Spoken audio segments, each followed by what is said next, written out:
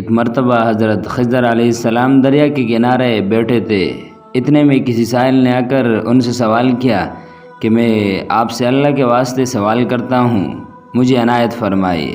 یہ سن کر حضرت خضر علیہ السلام پر بے ہوشی طاری ہو گئی۔ جب کچھ ہوش ہوا تو فرمانے لگے، بھائی میں تو صرف اپنی جان اور مال کا مالک ہوں، تم نے مجھ سے اللہ کے واسطے سوال کیا ہے، لہٰذا میں اپنی جان اور ذات تمہارے حوالے کرتا ہوں، تم جس طرح چاہو اس کو استعمال میں لاؤ، بازار میں فروخت کر کے اس کی قیمت سے فائدہ اٹھاؤ۔ چنانچہ سائل نے ان کو بازار لے گیا اور ایک شخص ساہمہ بن ارقم کے ہاتھ ان کو فروخت کر دیا۔ یہ خریدار ان کو اپنے گھر لے گیا جس کی پشت پر اس کا ایک باغ تھا۔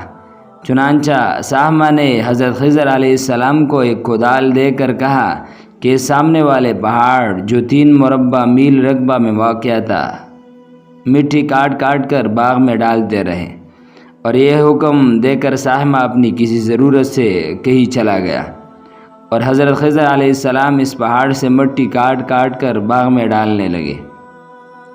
جب ساہمہ واپس آیا تو اس نے گھر والوں سے دریافت کیا، تم نے غلام کو کھانا بھی کھلایا یا نہیں؟ گھر والوں نے جواب دیا کہ ہمیں معلوم نہیں غلام کہاں ہے۔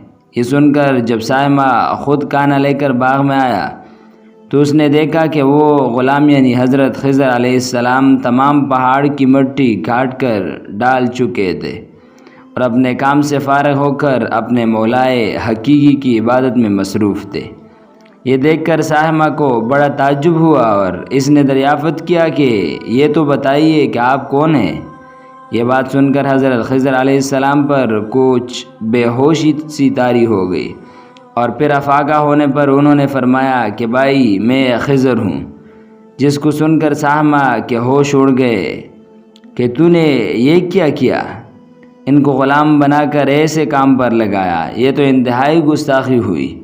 پھر ہوش آنے پر ساہمہ نے توبہ کی اور اپنے پروردگار سے عذر خواہی کے ساتھ حضرت خضر علیہ السلام کو آزاد کر دیا، اور جناب باری میں عرض کیا کہ اے اللہ تعالیٰ مجھ سے اس کا مواخذہ نہ فرمائے، کیونکہ میں ان کو جانتا نہیں تھا۔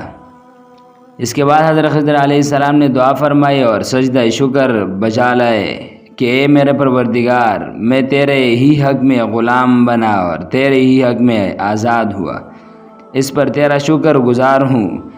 بعد ازاں واپسی کی اجازت لے کر جب دریا پر واپس آئے تو دیکھا ایک شخص کھڑا دعا مانگ رہا ہے کہ اے میرے رب، حضرت خضر علیہ السلام کو غلامی سے رہائی عطا فرما دے اور ان کی توبہ قبول فرما لے۔ حضرت خضر علیہ السلام نے یہ دیکھ کر اس شخص سے دریافت کیا کہ آخر تو کون ہے؟ تو اس شخص نے بتایا کہ میں تو شاذون ہوں، آپ کون ہیں؟ انہوں نے فرمایا کہ میں خضر ہوں۔ اس کے بعد شاذون نے کہا، اے خضر، تم نے اپنے لیے رہنے کا مکان بنا کر دنیا طلب کی ہے، کیونکہ حضرت خضر علیہ السلام کا دریا کے کنارے پر ایک عبادت خانہ تھا۔ بس یہ سن کر وہ فوراً میدان میں نکل آیا اور وہی اللہ تعالیٰ کی عبادت میں مصروف ہو گئے۔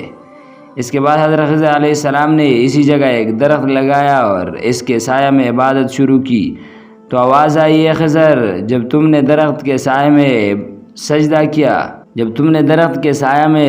کیا تو تم نے دنیا کو آخرت پر ترجیح دی، مجھے اپنی عزت اور جلال کی قسم، مجھے دنیا کی محبت میں رضامندی نہیں ہے۔